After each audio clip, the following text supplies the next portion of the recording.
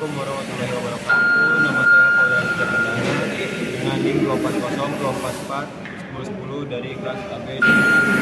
Dan di sini saya akan menjelaskan berbagai macam alat measuring. Nah, contohnya yang pertama di sini tuh ada jangka sorong atau vernier caliper. Nah, ini tuh dia tuh gunanya untuk mengukur sebuah komponen atau benda. Nah, contohnya vernier caliper ini atau jangka sorong ini ada dua macam. Yang pertama dengan skala 0,05 mm ini, dan juga ada yang dengan 0,02 mm. Nah, di sini saya akan menjelaskan bagaimana cara penggunaan vernier caliper yang menggunakan skala 0,05 mm. Nah, contohnya misal saya mengukur benda ini. Saya mengukur jarak dari sini lebarnya. Nah, setelah kita presisikan kayak gini, kita tutup kita kencangkan skrup yang di atas ini buat dia tuh kencang. Jadi dia tuh kalau diginiin tuh nggak goyang, nggak geser. Nah, setelah ini kita baca. Nah, kita lihat dulu nih posisi nolnya tuh dia ada di mana. Karena kan kita menggunakan matriks ya, jadi milimeter. Jadi kita ngeliat yang bawahnya. Nah, kita lihat nolnya ada di mana.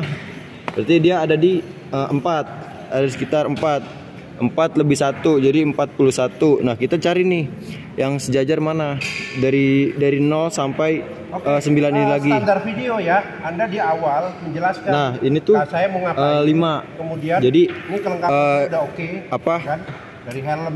Jadi itu panjang dari benda tersebut adalah 41,5 mm. Ya, ditolok, jangan lupa. Nah, itu contoh dari penggunaan vernier caliper atau jangka sorong. Lalu selanjutnya ada filler gauge. Nah, filler gauge ini berupa kayak lembaran besi yang berfungsi untuk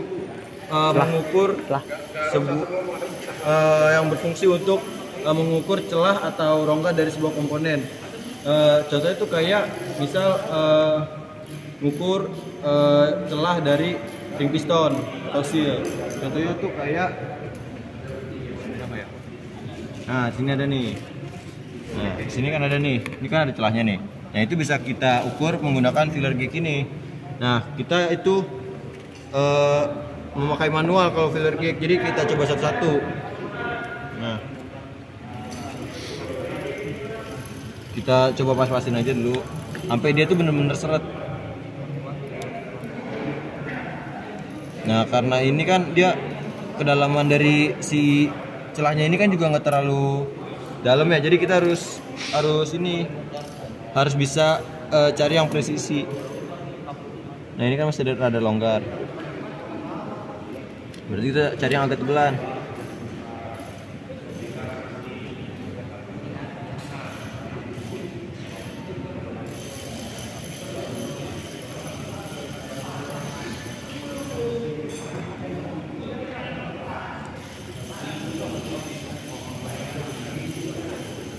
Nah, ini kan dia udah nggak bisa gerak lagi nih. Nah, habis itu baru kita lihat dia tuh ketebalannya berapa. Nah, di sini tuh tertera nih. Nah, berarti ketebalannya itu sekitar 0,70 mm. Nah, itu adalah cara penggunaan filler gauge. Lalu selanjutnya yang terakhir adalah mikrometer. Nah, mikrometer juga dibagi menjadi dua, ada inci dan ada metrik. Nah, di metrik sendiri itu dia punya skalanya lagi. Ada yang skalanya 0,1 sampai dengan 0,01 sampai dengan 0,001. Nah, di sini kita pakai yang 0,01. Nah, contohnya kita tuh mau mengukur ketebalan dari benda ini.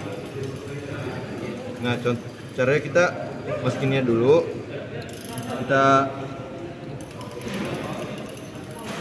Nah, setelah ini kita kunci menggunakan switch yang ada di sini. Setelah ini akan terkunci. Lalu kita bisa narik pelan-pelan. Nah, nanti kita bisa baca nih. Nah, cara bacanya itu kan dari sini nih. Nah, kita bisa ngelihat ini kan 0 sampai 5. Nah, kita lihat dulu nih, ini kan ada yang titik di atas sama bawah.